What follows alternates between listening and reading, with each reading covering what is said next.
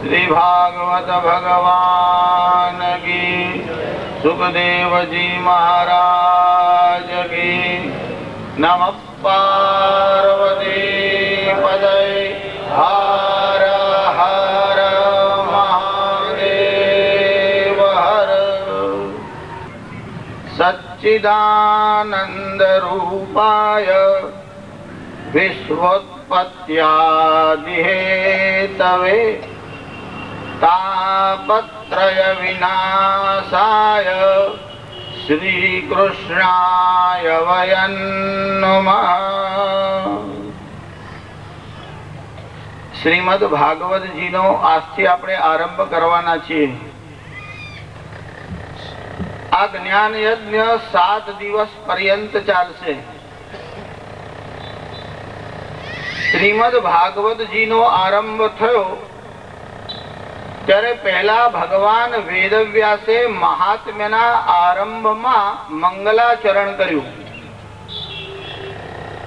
મંગલાચરણ એટલે જેનું આચરણ મંગલ છે તે। ભગવાનનું નામ મંગલ છે, ભગવાનનું ધામ દિવ્ય છે, ભગવાનની કથાઓ દિવ્ય છે, ભગવાનનું બધું જ અલૌકિક છે। એટલે ભગવાનના ગુણાનુવાદ અને ભગવાનનું નામ સ્મરણ એ મનુષ્ય જીવનને મંગલમય બનાવનારું છે। મંગલમ મંગલેભ્યોપી પાવનેભ્યોપી પાવનમ। જો કઈ મંગલમાં મંગલ હોય, પાવનમાં પાવન હોય તો હરેર નામૈવ કેવલમ। કેવળ ભગવાનનું નામ પાવન કરવા વાળું છે, મંગલ બનાવવા વાળું છે। એટલે મંગલાચરણમાં પહેલા ભગવાનને વંદન કરાય છે। જો ભાગવતજીનો આરંભ કરતા પહેલા ભગવાન વેદવ્યાસ ભાગવતજીનો મહિમા લખે છે। મહિમા શા માટે બતાવવામાં આવે છે? જો મહિમા શબ્દનો, મહાત્મ્ય શબ્દનો સરળ અર્થ કરીએ, તમને કોઈ વસ્તુના, પદાર્થના ગુણધર્મ ખબર ન હોય તો એ વસ્તુ તમારા માટે ઉપયોગી થતી નથી। અને જ્યારે તમને કોઈ વસ્તુનો પરિચય કરાવે ત્યારે તમારી એ વસ્તુમાં આસક્તિ થાય, અને જો દિવ્ય વસ્તુ હોય તો તેમાં જે પ્રેમ થાય એને ભક્તિ કહેવાય। એક તમને લૌકિક દૃષ્ટાંત કહું। એક કોઈ શાક વેચવા વાળી બાઈ માથા ઉપર ટોપલો મૂકી અને નદીની પેલે પારથી આ તરફ આવવા માટે નીકળી। જ્યારે રેતીમાં આમ ચાલવા લાગી ત્યારે સૂર્યના કિરણ રેતી ઉપર પડતા હતા। ત્યાં એક રત્ન પડેલું હતું, એના પર સૂર્યની કિરણ પડી એટલે આ બાઈએ આ કઈક સારી વસ્તુ છે ચમકતી એટલે ઉઠાવી લીધી। એ જ્યાં શાક વેચવા માટે માર્કેટમાં આવી ત્યાં બધા વેપારીઓ હતા। જે વેપારીને ત્યાંથી એ બધી સામગ્રી, ગ્રોસરી ખરીદતી, એને આવીને કહ્યું કે મને રસ્તામાંથી આ કઈ મળ્યું છે। વેપારી સમજી ગયો આ ડાયમંડ છે, આ બાઈને કઈ પરખ નથી, સમજણ નથી। વેપારીએ કીધું આ તારે કઈ કામનું ન હોય તો મને આપી દે, હું તને 1 ગુણ ઘઉં આપીશ। બાઈના મનમાં થયું એક ગુણ ઘઉંના મળે છે તો પછી વાંધો શું છે? કીધું લો તમે રાખો, મને ઘઉં આપો।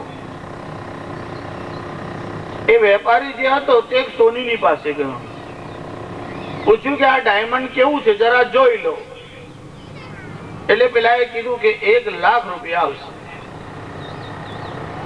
પેલા એ વેપારી જે હતો એને પેલા સોનીને પેલું ડાયમંડ આપી દીધું અને 1 લાખ રૂપિયા લઈ લીધા। એ સોનીમાં પણ પાછો એક કુશળ ઝવેરી હતો, એની પાસે પેલો સોની ગયો, કીધું આના કેટલા રૂપિયા આવશે? એટલે પેલા કીધું 50 લાખ રૂપિયા આવશે। એટલે પેલા એ ઝવેરીને આપ્યું અને 50 લાખ રૂપિયા લીધા।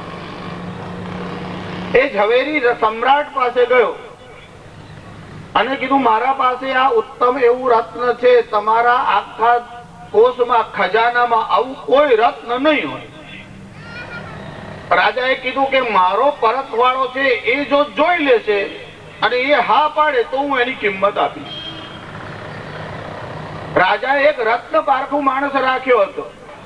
એને રત્નને એક થાળીમાં મૂક્યો અને રાજાને કીધું આના 99 લાખ રૂપિયા આપો. રાજાએ કીધું કે પછી 1 લાખ શું કામ બાકી રાખ્યા? 1 કરોડ જ આપી દેવાતા ને 99 લાખ શા માટે આપ્યા? એટલે પેલા ઝવેરીએ રાજાને કહ્યું કે સમ્રાટ, આ નંગ જુઓ, જરા નિરીક્ષણ કરવા જેવું છે. એક મોટો થાળ લાવવામાં આવ્યો. એમાં એ રત્નને આમ કેન્દ્રમાં મૂક્યું અને એની ચારો તરફ નાના નાના 100 રત્ન મૂકવામાં આવ્યા. પછી જયારે સૂર્યનો ઉદય થયો અને એની ખિડકીમાંથી બારીમાંથી જે કિરણ આવ્યું એ મૂળ વચ્ચે જે ડાયમંડ હતો એના ઉપર પડ્યું, એનાથી રિફ્લેક્શન થયું. એમાં 99 હીરા ચમક્યા, 1 હીરો ચમક્યો નહીં. એને કીધું કે આના પાસાઓમાં ઉત્તમતા તો છે જ, પણ થોડી કમજોરી છે, એટલે એના 99 લાખ આપ્યા. હવે રત્ન તો એક જ હતું. એક બાઈને ઘઉં મળ્યા, એકને લાખ રૂપિયા મળ્યા, એકને 50 લાખ મળ્યા અને જેને રાજાને આપ્યું તેને 99 લાખ મળ્યા. આ બધા જ પ્રસંગ દરમિયાન જેને હીરાને ન ઓળખ્યો તેમાં નુકસાન કોનું? હીરાનું કે ન ઓળખનારનું? નુકસાન હીરાનું થઈ શકતું નથી. જે ઓળખી ન શકે તેનું નુકસાન થાય છે. આ ભાગવતજીમાં 18,000 રત્ન વેદવ્યાસે ભર્યા છે. હવે કોઈ વસ્તુને મૂલ્યવાન બતાવ્યું હોય ને તો આજકાલ સોના ઝવેરાતમાં બતાવાય, એટલે મારે તમને રૂપક માટે કેવું પડે. બાકી હવે હીરા તો પથ્થર કહેવાય, એની ભાગવતજી જોડે તુલના કેવી રીતે થાય? પૃથ્વ્યામ ત્રીણિ રત્નાની, પૃથ્વીમાં માત્ર 3 જ રત્નો છે. જલમ અન્નમ સુભાષિતમ. એક તો જળ. તમને બહુ તરસ લાગી હોય ત્યારે ખબર પડે કે જળનો મહિમા કેવો છે. એક રાજા શિકાર કરવા માટે જંગલમાં ગયો. પછી રસ્તો ભૂલો પડ્યો. એવો રસ્તામાં અટવાયો. એનું નામ જંગલનું એક નામ સંસ્કૃતમાં અટવી છે. અટવી એટલે જંગલ, જે અટવાઈ જાય માણસ જ્યાં, એનું નામ અટવી. એ રાજા જંગલમાં અટવાયો. સૂર્યાસ્ત થયો, માર્ગ ન મળ્યો. હવે રાજાના મનમાં વિચાર આવ્યો ક્યાં જવું? તરસ બહુ લાગી હતી. એમાં એક ભીસ્તી જે ખભા ઉપર પેલી પાણીની મસક રાખે છે તે લઈને આમ સામેથી આવતો. રાજાએ આ પખાલીને જોઈને કીધું, પાણી છે? કીધું હજુર છે. ભાઈ મને થોડું પાઈ દે. હજુર શું આપશો? અરે તું માગે તે આપીશ. પેલાના મનમાં થયું કે રાજા જેવો માણસ છે. કીધું ચાંદીના 500 સિક્કા લઈશ. જંગલ છે, અહીંયા પાણી કોણ આપે? રાજાએ કીધું 500 સિક્કાથી શું થાય? મારી પાસે આ મોતીની માળા છે તે 10,000 સિલ્વર. હા, અત્યારના નહીં, હવે તો બેંકરપ્સી વધતી જાય છે. એ રાજા એને માળા આપી. જ્યારે જળ ન મળે ત્યારે જળનો મહિમા સમજાય. જલમ અન્નમ સુભાષિતમ. અન્ન અને સુભાષિત એટલે સુંદર વચન. આ 3 જ રત્ન છે પૃથ્વીમાં. મૂઢૈ પાષાણ ખંડેષુ રત્ન સંજ્ઞા વિધીયતે. આ તો મૂળ લોકોએ પેલા પથ્થરને રત્ન એવી સંજ્ઞા આપી છે. હવે એની તુલના ભાગવતજી જોડે ક્યાં કરવી? પણ તમને જરા કલ્પના આવે કે આવા 18,000 અમૂલ્ય રત્ન વેદવ્યાસે ભાગવતજીમાં આપ્યા છે. જ્યાં સુધી વસ્તુની પરખ ન હોય ત્યાં સુધી એને ક્યાં રાખવી તે ખબર ન પડે. એટલે તમને પરિચય થાય કે ભાગવતજી કેવો અમૂલ્ય ગ્રંથ છે. આ સાધારણ પુસ્તક નથી, આ દિવ્ય ભાગવત છે. એનું કારણ આ ભગવાનનું સ્વરૂપ છે. બાકી તો બહુ પુસ્તકો છપાય છે અને પસ્તી વાળાઓ લઈ જાય એટલે એમાં ભૂસું બાંધીને આપે. ભાગવતજીનો ગ્રંથ જીર્ણ થઈ જાય, 100 વર્ષથી તમારી પાસે હોય તો એને પસ્તીમાં ન અપાય. એને યમુનાજીમાં, ગંગાજીમાં, નર્મદાજીમાં માથા ઉપર ચડાવી અને પછી પધરાવી દેવાય.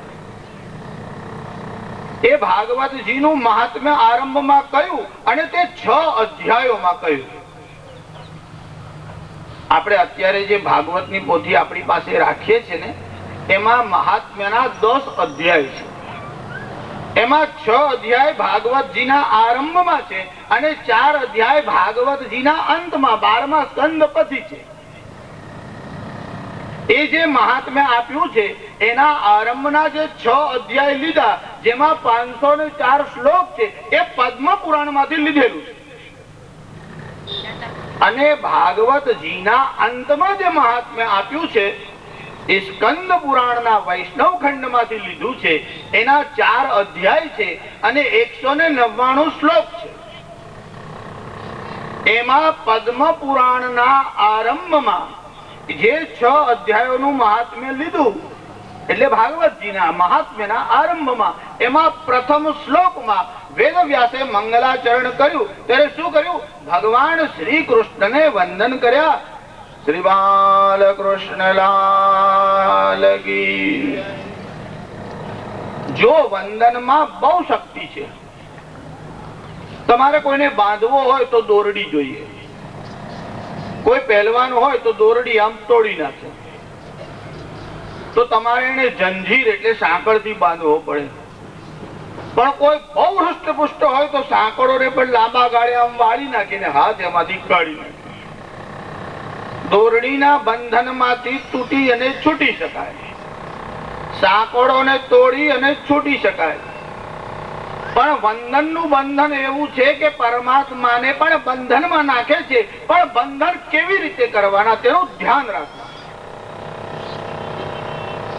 ઘણી વાર લોકો મંદિરમાં જાય, કોઈ તીર્થમાં જાય, પછી મૂર્તિની સામે આમ ઉભા હોય, પછી આમ પ્રણામ કરે ને ત્યારે પણ મોઢામાં આમ પડી ગીતો દબાવેલી. હનુમાનજીના મંદિરમાં જાય, પછી આમ હાથ જોડીને જોયો હનુમાન કોણ ગુણસાગર, કારણ કે મોઢામાં તો પડી ગઈ ભર્યું એટલે આમ થૂકના છાંટા ઉડતા હોય. આ તો સાધારણ શિષ્ટાચાર છે. પ્રણામ કેવલ શિષ્ટાચાર નથી, પ્રેમાદરથી પરિપૂર્ણ હૃદયનું પરિણામ એટલે પ્રણામ. જો ખાલી પ્રેમ નહીં, આદર પણ જોઈએ. એનું કારણ બહુ પ્રેમ હોય ત્યાં ધીરે ધીરે આદર ઘટવા લાગે. એટલે છોકરાઓ માને તું કહે પણ બાપને તું ન કહે. એનું કારણ માં પ્રેમ બહુ કરે એટલે માને તું કહીને બોલાવે. ને જો બાપા ઘરમાં હોય નહીં તો માને ગાંઠે જ નહીં. જ્યાં પ્રેમ બહુ હોય ત્યાં આદર પ્રાધાન્ય રહેતો નથી. એટલે પ્રેમાદરથી પરિપૂર્ણ હૃદયનું પરિણામ એટલે જો કેવળ માને નહીં, ભગવાનને પણ તું કહેવાય. આજકાલ તો બહેનો પણ જે છે ને એ પતિને બહુ આદર કરવા લાગી છે એટલે તું કહીને બોલાવે છે. પહેલા બહેનો આટલો બધી પ્રેમ નહોતી કરતી.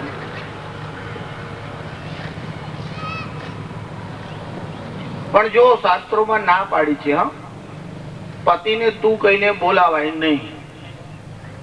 પણ 2 જણ સિવાય ત્રીજું ન હોય ત્યારે બોલાવવાની છૂટ. તમે 2 એકલા હો ત્યારે તું કહો તો ચાલે, પણ બધા લોકોની વચમાં બેઠા હોય ત્યારે તું ના કહે. પતિને તું કહીને સંબોધન કરો તો એનું આયુષ્ય ઘટે છે. એને આદરથી બોલાવો, પ્રેમથી બોલાવો. પણ ભગવાન માટે તમે નહીં, તું ચાલે છે. અંગ્રેજીમાં પણ ભગવાનના માટે જયારે કોઈ સંબોધન પ્રાર્થના કરવાની હોય ત્યારે એમાં ધૌનો પ્રયોગ થાય છે. Thou art Satchidanand, thou art the indweller of all beings. Grant us inner spiritual strength to resist temptations and to control the mind. પણ એમાં ધૌ શબ્દનો પ્રયોગ છે. અહીંયા વેદવ્યાસે મંગલાચરણમાં આરંભ કર્યા ત્યારે શ્રી કૃષ્ણને પ્રણામ કર્યા. જે શ્રી કૃષ્ણને વંદન કરે છે, જે પરમાત્માને વંદન કરે છે, જો પ્રેમાદરથી પરિપૂર્ણ હૃદય વડે પ્રણામ કરો તો તમારા સર્વ તાપ અને પાપ હરાઈ જાય. પણ વંદન કરો ત્યારે આ 3 વાત યાદ રાખો. 3H એવું અંગ્રેજીમાં યાદ રાખશો તો પણ ચાલશે. એક H એટલે હેડ, બીજો H એટલે હાર્ટ, અને ત્રીજો એચ એટલે હેન્ડ, એટલે હેડ, હાર્ટ અને હેન્ડ. એનું કારણ એવું છે કે મસ્તિષ્ક એ જ્ઞાન શક્તિનું પ્રતીક છે. એને ગમે ત્યાં નમાવાય નહીં, પણ તમને કોઈ હાથ જોડે તો તમારે પણ સામે હાથ જોડવા. એટલું નહીં, જ્યારે કોઈને પ્રણામ કરો ત્યારે જો કોઈ યોગ્ય વ્યક્તિ હોય તો આમ ઉભા રહીને પ્રણામ કરાય. ઘણા તો આમ તણાઈ તણાઈને આમ હાથ જોડતા હોય. શુષ્ક કાષ્ઠશ્ચ મૂર્ખશ્ચ ન નમંતી કદાચન. સૂકું લાકડું અને મૂર્ખ હંમેશા અકડ જ રહે છે, એ આમ ઝૂકતા નથી.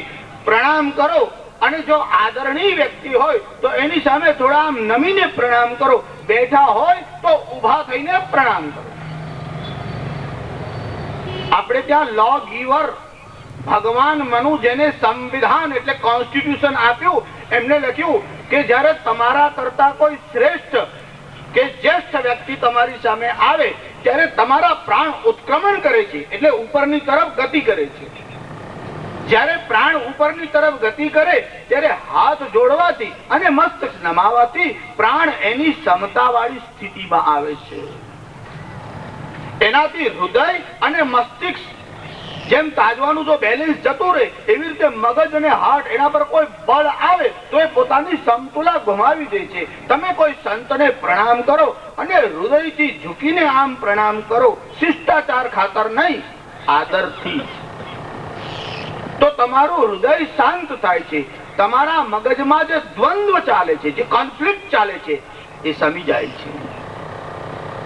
કેવળ વંદનથી જ પ્રશ્ન પૂછો ને પછી સમાધાન થશે, તો થશે.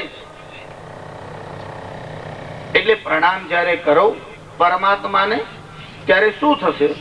3 રીતે, એટલે બુદ્ધિથી, વાણીથી અને કાયાથી. એટલે વાક કાય મન. વાક એટલે વાણી, કાય એટલે શરીર અને મન એટલે અંતઃકરણ. કાયાથી પ્રણામ કરો એટલે બંને હાથ આમ જોડાય અને મસ્તિષ્ક આમ નમાવો, એટલે એ કાયાથી, શરીરથી થયું. પણ શરીરથી જ્યારે પ્રણામ કરો ત્યારે મન, અંતઃકરણ છે, એનાથી ધ્યાન ધરો. એટલે અંતઃકરણમાં તમારા જે ઈષ્ટદેવ હોય, તમે જેનું ધ્યાન કરતા હોય, એનું જ્યારે સ્મરણ કરો અને હાથ જોડી અને મસ્તિષ્ક નમાવો, ત્યારે વાક એટલે વાણીથી નામ સ્મરણ કરવાનું. તમે જેના ઉપાસક હો, શ્રી કૃષ્ણના ઉપાસક હો, તો શ્રી કૃષ્ણાય વયં નમઃ. વેદવ્યાસે ભગવાન શ્રી કૃષ્ણને વંદન કર્યા. જો વંદન કરવામાં ઋષિની કુશળતા કેવી છે. પરિચય વગરનો પ્રણામ, લોચન વગરનું વદન અને લવણ વગરનું ભોજન, 3 ફીકા હોય. પરિચય વગરનો પ્રણામ એટલે હવે દાઢી છે, તિલક છે, હશે કોઈ મહારાજ, આમ આમ આમ, પરિચય નથી કે કોણ છે. વિનોબાજી એકવાર ટ્રેનમાં આવતા, હવે એ તો સાધારણ ક્લાસમાં પણ બેસી જતા, એટલે ગાડીમાં થોડી ભીડ હતી, એટલે એમને કોઈ બેસવા માટે બરાબર જગ્યા આપતું નહોતું. એટલામાં આમ સ્ટેશન આવ્યું એટલે 2000 લોકો સૂતરની આંટીઓ લઈને ઉભા રહેલા, અને જેવા ઉતર્યા એવા બધા ગળામાં આમ હાર નાખવા લાગ્યા. ત્યારે જોડે વાળાઓને થયું કે આપણા ડબ્બામાં કોણ? કારણ કે વસ્ત્ર પણ નાના પહેરે, ટૂંકા પહેરે, એકદમ સાદગી વાળું જીવન. પછી ખબર પડી આ તો વિનોબાજી છે. ત્યારે લોકોના મનમાં થયું આપણે જોડે અડધો કલાક બેઠા ને ઓળખી ના શકે, આવો મહાપુરુષ હતો, કઈ વચન સાંભળતે, કઈ લાભ લેતે દર્શનનો. એટલે જ્યાં સુધી પરિચય ન થાય ત્યાં સુધી તમારો જે પ્રણામ છે એ ખાલી હાથ જોડવા પૂરતો, એટલે કાયાથી થાય. વિનોબાજીનું જીવન બહુ સાદગી વાળું હતું. આ 3 સૂત્રો બરાબર યાદ રાખો. સાદાઈ, સચ્ચાઈ અને ભલાઈ, આ 3 સાથે કરો સગાઈ તો કોઈ ના કરે બુરાઈ. આ 3 સૂત્ર જીવનમાં વણી લો, એ સંતનું લક્ષણ છે. ભાગવતજીના મહાત્મ્યમાં વેદવ્યાસ પ્રણામ કરે છે. જ્યારે વેદવ્યાસ પ્રણામ કરે છે એવી કુશળતાથી પ્રણામ કર્યા કે પ્રણામ કરતા કરતા ભગવાનનો પરિચય આપે. આ પ્રણામની કુશળતા છે. ઘણી વાર તમે ઘરમાં બેઠા છો, કોઈ બહારથી આવે છે, કોઈ સારો પ્રતિષ્ઠિત વ્યક્તિ છે, કોઈ ભક્ત છે, કોઈ સંત છે, કોઈ નેતા છે, કોઈ શેઠ સાહુકાર છે. હવે હજુ તમે આમ સવારનો પહોર છે, તમને કલ્પના નથી કે આટલું વહેલું કોઈ મળવા આવવાનું છે, અને સવારમાં નગરનો કોઈ મેયર હોય કે કોઈ મહાપુરુષ હોય એ તમારે ત્યાં આવે, કલેક્ટર હોય કે મિનિસ્ટર હોય, અને તમારો છોકરો આગળ જ ખુરશી આમ વચ્ચે દરવાજામાં નાખીને લાંબા પગ કરી માથા ઉપર આમ હાથ રાખે અને લાંબા પગ ટીપોઈ પર કરીને આમ બેઠો હોય ને પેલાની એન્ટ્રી થાય. હવે તમે પણ અચાનક જ જોયું કે આ આવ્યો છે અને આ છોકરો આવી રીતે બેઠો છે, હવે આને સૂચના આપું, પરિચય આપું, એટલે હજુ મેયર સાહેબ તો સમજો કે આવ્યા હોય કે કલેક્ટર કોઈ પણ હોય, એ પગથિયામાં છે, અને પેલા દૂરથી જ દૃષ્ટિ પડતા કીધું, ઓ મેયર સાહેબ આવો આવો આવો. એમાં સંબોધન પણ થઈ ગયું, આવકાર પણ અપાઈ ગયો, અને છોકરાને કહી દીધું મેયર આવે છે, હરકો બેસ. એક જ વાક્ય આવકાર એવી રીતે આપ્યો કે આવકાર આપતા આપતા પરિચય આપી દીધો. એમ વેદવ્યાસે શ્રી કૃષ્ણને વંદન કર્યા, પણ વંદનની કળા જુઓ, વંદન કરતા કરતા શ્રી કૃષ્ણનો પરિચય આપી દીધો. હવે વેદવ્યાસના વિષયમાં તો આગળ થોડુંક આવશે એટલે હું તમને કહીશ. પ્રથમ સ્કંદમાં વેદવ્યાસના ગુણાનુવાદ ગાવા બેસું તો મંગલાચરણ પણ ન થાય, પણ વેદવ્યાસે એવી કુશળતાથી પ્રણામ કર્યા. પણ પ્રણામ કરતી વખતે જે શ્લોક વેદવ્યાસ બોલ્યા એટલે કે જે શ્લોક લખ્યો એ અનુષ્ટુપ છંદનો છે. જો જે લોકો વ્યાકરણ શાસ્ત્ર ભણ્યા હોય, છંદ શાસ્ત્ર ભણ્યા હોય, આપણે ત્યાં તો વેદોના ઘણા બધા અંગ છે. જેમ જેમ વિષય અલગ અલગ આવશે તેમ તેમ હું તમને ધીરે ધીરે પરિચય કરાવીશ. પણ વેદવ્યાસ જે છંદમાં ભગવાનની સ્તુતિ કરી એમાં બીજા બધા બહુ છંદ હતા, પણ શું કર્યું? અનુષ્ટુપ નામનો છંદ પસંદ કર્યો. કેમ? વેદોમાં ઘણા બધા છંદ છે જે આ બ્રાહ્મણો પૂજા કરવા જાય એમને ખબર છે, એમાં બધા છંદોનું લિસ્ટ આપ્યું છે. ગાયત્રી ત્રિષ્ટુપ જગત્યાનુષ્ટુપાંગાસઃ બૃહત્યુષ્ણી હાકાકુપ્સોજી ભેસ્તમ્યંતદ્વા. એમાં ગાયત્રી છંદ છે, ત્રિષ્ટુપ છંદ છે, અનુષ્ટુપ છંદ છે. આ બધા છંદોમાં સરળમાં સરળ છંદ અનુષ્ટુપ છંદ છે. આ અનુષ્ટુપ છંદમાં 4 ચરણ છે અને 32 અક્ષર છે, એટલે 32 લક્ષણ વાળા પરિપૂર્ણ પરમાત્માને પ્રણામ કરવાને માટે 32 અક્ષર વાળો વૈદિક છંદ એટલે કે અનુષ્ટુપ છંદ એનાથી પ્રણામ કર્યા. સચ્ચિદાનંદ રૂપાય વિશ્વોત્પત્યાદિહેતવે તાપત્રય વિનાશાય શ્રી કૃષ્ણાય વયં નમઃ. બાલકૃષ્ણલાલ કી. અત્યારે તો આપણે માત્ર મંગલાચરણનો શ્લોક બોલ્યા. આમ તો આ મંગલાચરણનો શ્લોક જ ખાલી બોલીએ ને તો 2 દિવસ લાગે, એટલી બધી કોમેન્ટ્રી એના ઉપર છે. પણ આખું ભાગવત જોવાનું હોય તો આવું કરાય નહીં, કારણ ભાગવત બોલવું હોય તો 335 દિવસ ઓછામાં ઓછા જોઈએ તો બધા વિષયને ન્યાય અપાય. પછી કોઈક વાર તો આપણે હનુમાનજીને યાદ કરીને જરા કૂદી કૂદીને ચાલવું પડે, એમ સાર કહીને પછી આગળ જવું.